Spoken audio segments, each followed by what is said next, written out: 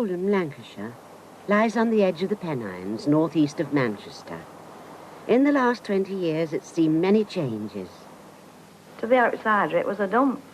But to us, it was home. I was married from there. My mother lived there. My father.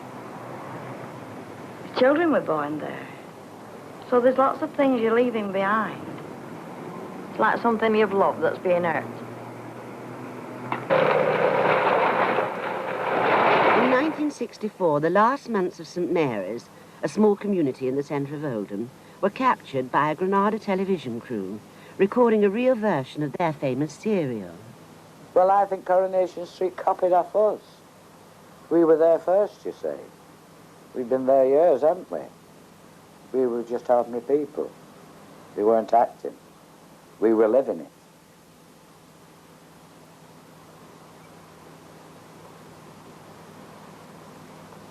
Now, I think Coronation Street must attract a sentimental audience who used to live in streets like that. No longer can because the streets have been demolished. Coronation Street has not yet been demolished.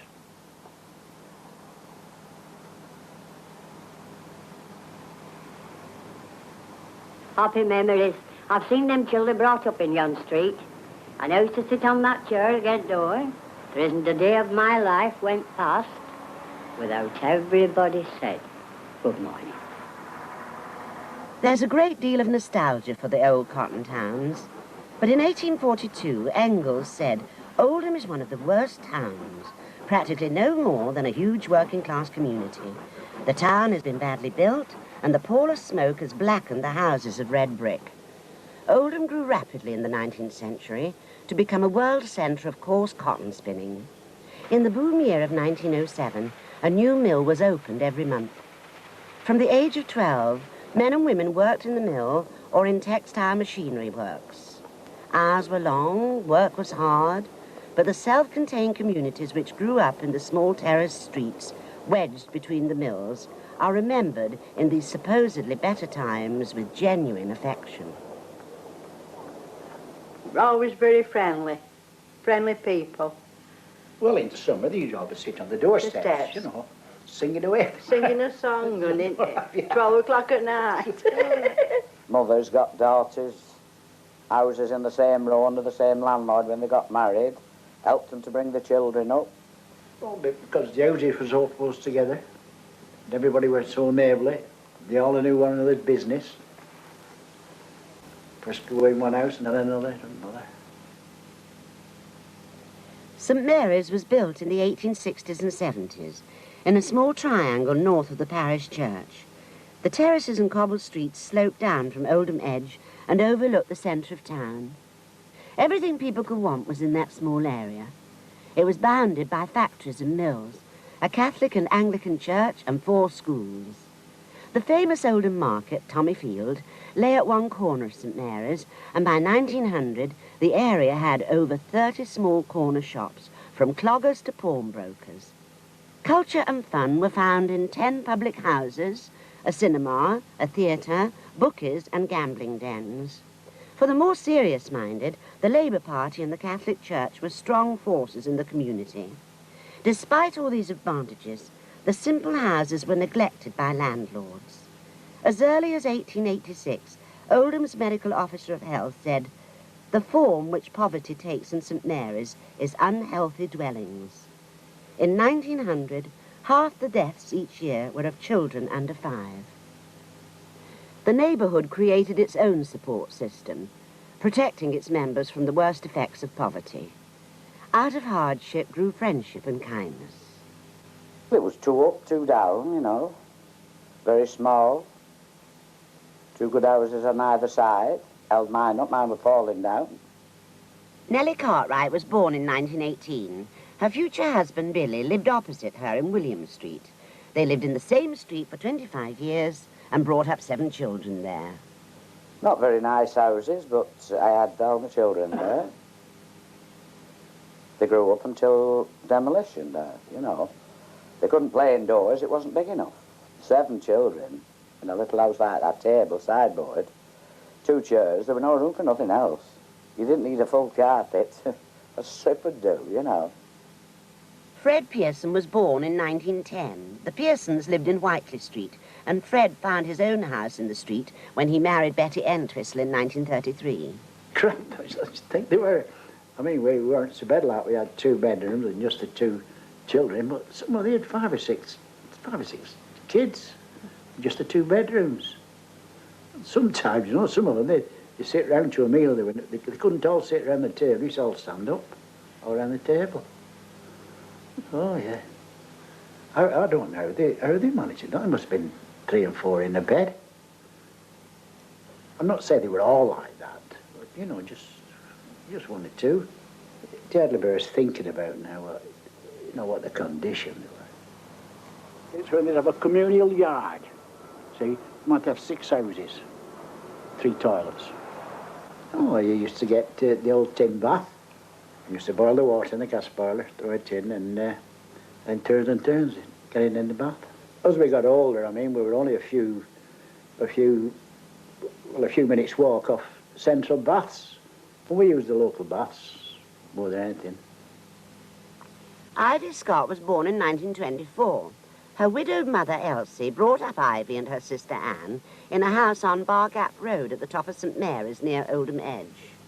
And then she brought the 2 of us up out to the wash tub. She used to wash for people and iron, and we used to take it back and all this business. And she worked very hard, very hard. Eventually, she died at 54 years old, which was young comparatively, but actually she'd worn herself out, I think. We used to use sweeping brush on that, but because there were no hoovers then, or No carpets. no carpets on floor sometimes, with coconut matty. I mean, your mother used to bake and then do all the washing. Use the old slopstone for scrubbing the clothes. And then she used to have a special day for blacklead in the old Yorkshire grate.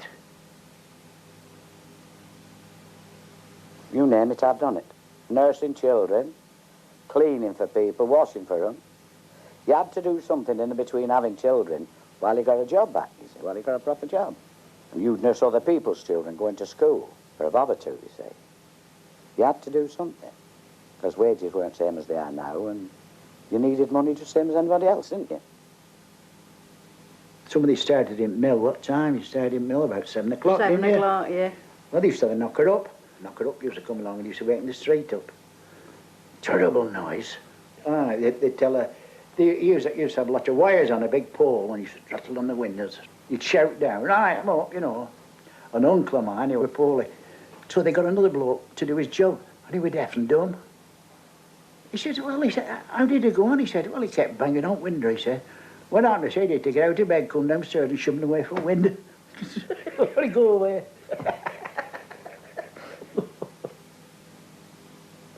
Ivy started work alongside her mother as a weaver in Durkham Mill. And the mill manager there was very crafty, because he put my mother between my sister and I so that we couldn't sneak out anywhere, because immediately we looked as though we was going anywhere. Where are you going? Because you got paid for what you wove. You earned every penny you got in the mill, every penny, and it was hard work. It really was.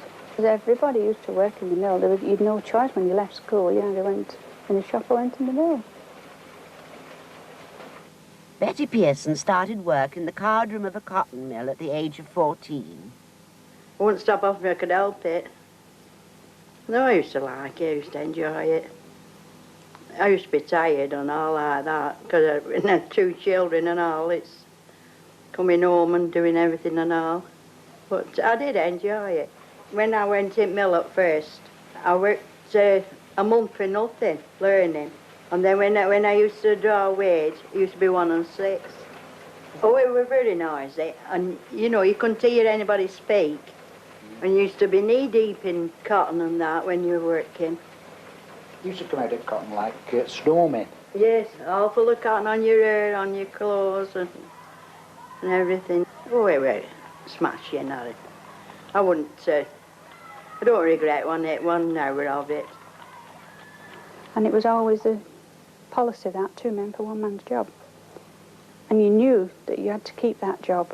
And if I turned up at 6:02, there was somebody on my looms and I was sent home for the day. which was a lot of money to lose in one week, a day's wage. We'd go walks, we'd walk for miles and miles and miles, you know. Because you no money to spend on anything. We used to go walks and used to go in the park, you know, on these brow bars and where have you. There weren't a lot you could do. We used to play, naturally, we all played rugby and football in the street, but it was probably only with a nail bag or a pig's bladder. We used to dance. If there'd no money to go out, they'd be dancing in the street. Somebody would turn a radio on or something. There was no television or nothing. They'd be learning one another to dance in the street and that. And as you got older, you started drinking beer. We were drinking beer before your father found out, like, you know. Because he asked me one time, he said, I believe you've been going in a pub. I said, yeah. He said, drinking beer? I said, yeah. He said, what do you drink beer for? I said, well, I found out I liked it. And I've been drinking it ever since. The Edgerton End. It was a great pub. My brother-in-law kept it. Tom Russell. Best landlord in Oldham. The best beer in Oldham. Like when it were proper Wilson's. Oh, it was a great pint. I mean, that's what made it so popular. And you can always stick a few pints, you know. He's died now. I bet there were scores of people who owed him money and he never got it back. More like a meeting place of all your mates. He used to go every night, you know. It's a special tap room where the lads used to gamble and play cards, and then we had a little room, what we call the snug. Used to have a game of cards and then have a sing-song. Then the women used to have a room on their own. Yeah. Kept them separate. Yeah, some good times. One of the highlights of the Edgerton Ends year was the annual pub outing, one for men and one for women. Well, they all have their fortitude, you know. And they all, when they set off, wouldn't take it when they come back. Goodness, if you took your wife with you, you wouldn't enjoy yourself as much, would you? Yeah. She'd be watching you how many pints you'd sucked or something like that. No, they got separate. Women's strip and the men's strip. We had some good outs, women as on Yeah, there. they are. Yeah. Yeah, that. Women used to sing their heads off and no bother at all. You know, funny messing with fellas out like that. No bother about that. You just went, just enjoy yourself, and we did. There's never a wrong word with nobody. But used to sing us heads off, going and coming back. Never lived it, they haven't had a few pints, you never lived. Oh, it's what you call the feeling of well-being, you know. You don't care for nobody, nobody cares for you. You had to stop in many a time. You know, you couldn't go out every night having a drink. You couldn't avoid it. But when you did go out, you didn't overspend and you didn't overdrink. If you got drunk, shall we say, it was because you'd had a win or something. There was no extra money for it. It was kind of pinched out of what you had. But nobody seemed to be undernourished. You said could have sat down and cried many a time, I think I did do. But that didn't pay your rent. It pay your coal, man. I mean, my mother always said, pay your rent and pay your coal, fella. 2 bags of coal a week. She said, you can have bloody toasted house and nobody knows you're warm and dry, aren't you? We used to have free dinners and free clogs and things like that, and I really don't know how she managed. I really don't know how she managed to bring us up, because we was always clean but poorly dressed. And I hated going for free breakfast, and so did my sister. I hated going for free dinners and free clogs, and I thought, when I grow up, I'm not going to have this. But the worst part was at Christmas time, going to Tockage, giving you all grotty toys, what nobody else wanted. We used to cry all the way back and cry all the way home. And, I didn't like it one bit. My mum used to save up. How she did it, I don't know, but she did. And once a year, we used to go to the Palace Theatre. But we had to line up round the back. And then by the time we got in, it was thousands of stairs to our little legs. It seemed as though we were climbing up to heaven, up and up and up. We got to the top gallery, the very, very top. And then it was this panto. Cinderella, that was the one I liked best because there was more colour and fairies and lovely sparkly things and all that. I used to love that. And these beautiful dresses and fairies and things. Oh, it was absolutely magnificent. We lived it and relived it. all the time. It was really, really nice. I enjoyed it. It was great. Yeah, and we used to just get lost for a couple of hours, you know. Really, it was worth all the scrimping and saving and climbing and messing. And then there was plenty of entertainment. Well, there were about 5 or 6 picture places you could go for fourpence. Well, it was the Alhambra, it was the bug house, used to call it. It was fantastic.